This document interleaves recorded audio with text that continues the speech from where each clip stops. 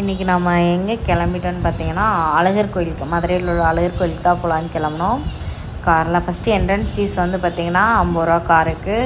ஒவ்வொரு வண்டிக்கும் ஒவ்வொரு மாதிரி சார்ஜஸ் வாங்குறாங்க. மேலே போகும்போதே பார்த்திங்கன்னா சரியான வைபாக இருந்துச்சு, நல்லா இருந்துச்சு, சூப்பராக இருந்துச்சு. ஒரே எங்கே சுற்றி பார்த்திங்கனாலும் ஒரே பசுமையாக இருக்கும். வண்டியில் போகும்போது நல்லா சேஃபாக போகணும். எய்த்தாப்புலாம் ஆப்போசிட்டில் நம்ம சர்க்கிளாக இருக்கனால வண்டி கொஞ்சம் ஸ்பீடாக வரதுக்கு அதிக வாய்ப்பு இருக்குது. அதனால் கொஞ்சம் மெதுவாகவே போங்க. இறங்குறவங்களும் கொஞ்சம் மெதுவாக வாங்க. நடந்து வரவங்க ரொம்ப மிக பத்திரமா போகணும். ஏன் அப்படின்னா இங்கே உள்ள குரங்குகள் வந்து நிறையா இருக்கனால வந்து பேகு இதெல்லாம் வந்து நம்ம என்ன வச்சுருந்தாலும் பிடுங்கிரும். அது போக சப்போஸ் கீறல் கூட வாய்ப்பு இருக்குது. அதனால் கொஞ்சம் சேஃப்டியாகவே வந்து போங்க.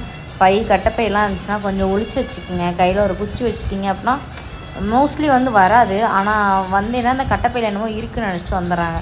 அப்புறம் மேலே வந்து பார்த்திங்கன்னா ஸ்டெப் வந்து ஒரு கம்மியாக ஒரு 50 ஸ்டெப்பு நம்ம தான் இருக்கும்.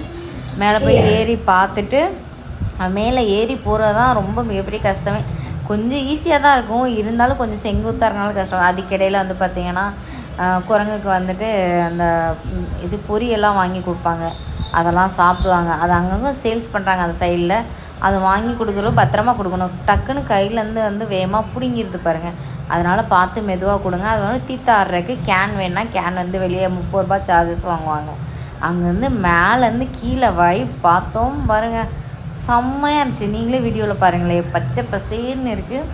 ரொம்ப கோயிலுக்கு வந்து நீங்களும் ஒரு டைம் வந்து பாருங்கள். இந்த தீர்த்தக்கரை வந்து கூட்டமே இல்லைன்னு நினச்சா நாங்கள் போனோம், ஆனால் கூட்டம் சரியான கூட்டம். பின்னாடி பார்த்திங்கன்னா அவ்வளோ வரிசைலாம் வந்துகிட்டே இருந்தாங்க. நாங்களும் சரி வெயிட் பண்ணி பார்த்துட்டு சரி கோயிலில் போய் சாமி கும்பிடலான்னு போயிருக்கோம். வாங்க உள்ள சாமியை போய் பார்ப்போம் எப்படி தீர்த்தம் இருக்குன்னு. இந்த தீர்த்தம் வந்து பார்த்திங்கன்னா எங்கேருந்து வருதுன்னே இன்ன வரைக்கும் வந்து யாருனாலையும் கண்டுபிடிக்கவே முடியல. எப்போவுமே வந்து இந்த தீர்த்தம் வந்து வந்துக்கிட்டே இருக்கும். இதோட சிறப்பே வந்து இந்த தீர்த்தம் தான்.